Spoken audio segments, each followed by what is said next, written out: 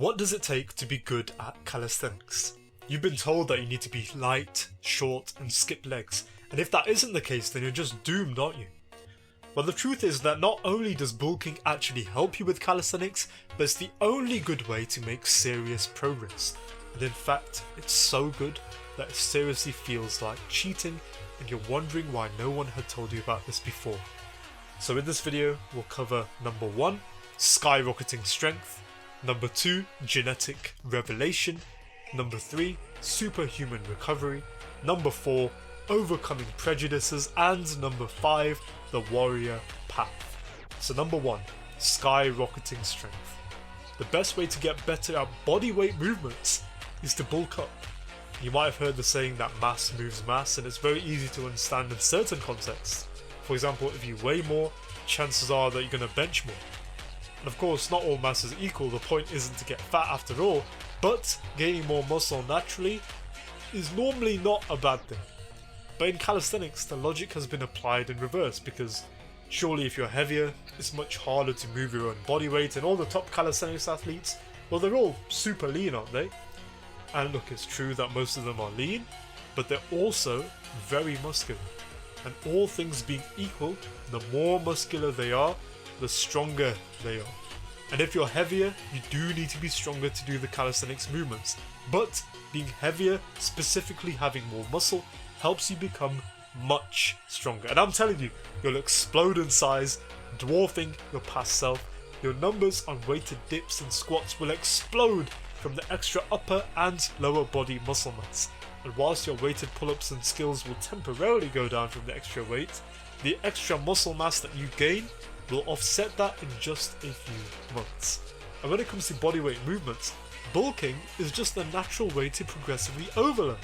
And don't worry, as long as you train well enough alongside, you won't lose any bodyweight control in the long run. In fact, you'll be surprised by just how quickly you make progress. Number 2, genetic revelation. People love to make claims about their own genetics, but the truth is that you can't do so until you actually see what your body is capable of. And the biggest mistake that I made in my fitness journey was not to bulk up, because I wanted to stay functional and not get too big. And this is a trap that a lot of people fall for, but the truth is that you'll be more quote-unquote functional as long as you still train function alongside bulking. And look, the idea of main gaining can work, but it's not really a good idea for beginners and intermediates. And that's because you stay so far away from your genetic potential, as without bulking, your body never gets the chance to put a surplus to use. And here's the thing, I started way lower than most people. I didn't have a sporty background. I was obese, and I couldn't even do a single push-up, let alone a pull-up, so imagine that. And naturally, because of that, I just thought I had terrible genetics. But in reality, all of these were only due to my lifestyle. And eventually, I did lose the weight, but I had this fear about bulking because I thought that I'd get fat again. And if you share that at all, I want to emphasize that you won't. If you eat right and train right, which isn't actually that hard, you won't get fat or have any of those problems.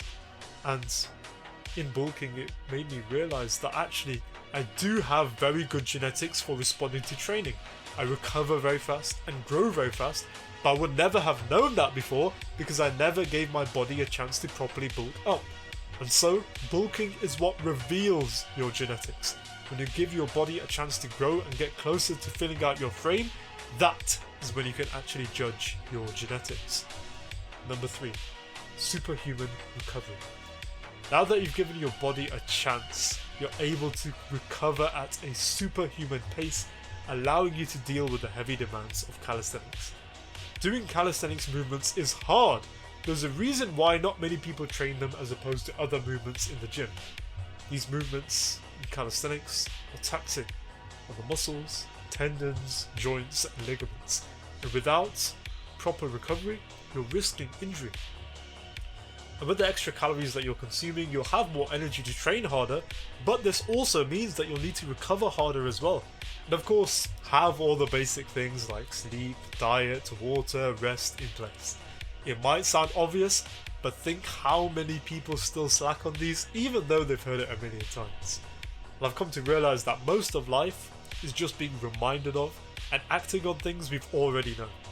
So when it comes to this, just make sure to have these in check, okay? Now, given that you're bulking, it's not just your muscles that get the chance to become stronger.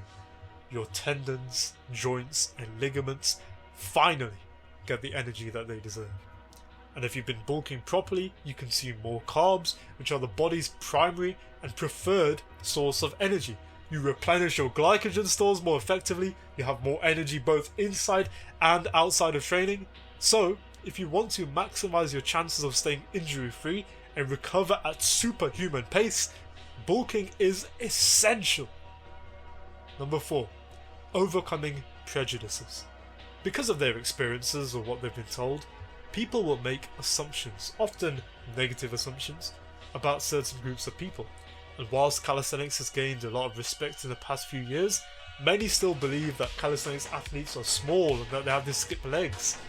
But wherever possible, you want to be a counterexample to the negative assumptions that people have. For example, a lot of people assume that vegans are skinny and weak, so I act to dispel that myth. And when it comes to calisthenics, you can dispel the myths around that. You can have strong legs, you can be on the heavier side.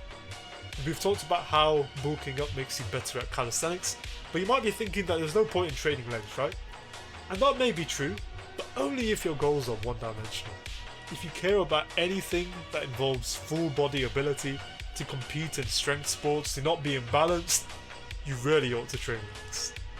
And the amazing thing about training legs and training calisthenics and bulking up and training in this all-round way is that you can actually keep up with bodybuilders and powerlifters. If you're big and if you're strong in the leg movements and weighted calisthenics, the carryover to all-round strength is actually insane. And I'm telling you, you'll be surprised in knowing that you can match or even outlift people who specifically train those movements. And if you train running and mobility alongside like I do, you are setting yourself up to be truly one of a kind. Number 5. The warrior path. It was Paulo Coelho who said that maybe the journey isn't about becoming anything, but just unbecoming everything that wasn't you in the first place.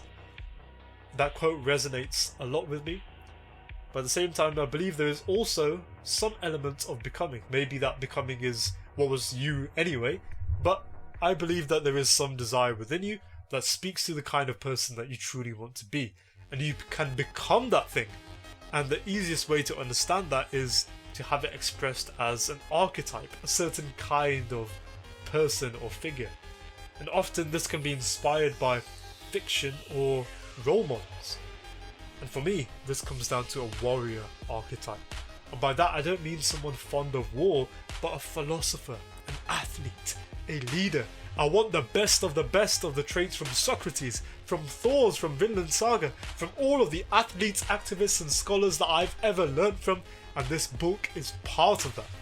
I've gone from 72 kg up to 85 kg, I've skyrocketed myself in size and strength, and over the past few years, this is what I have accomplished. And this is where I am going. I'm going to be the #1 vegan calisthenics athlete in the world. And if you want to get absolutely jacked on a vegan diet whilst training calisthenics, the best thing that you can do for yourself right now is to DM me the word jacked on Instagram. And with that said, as always, remember bro, keep improving.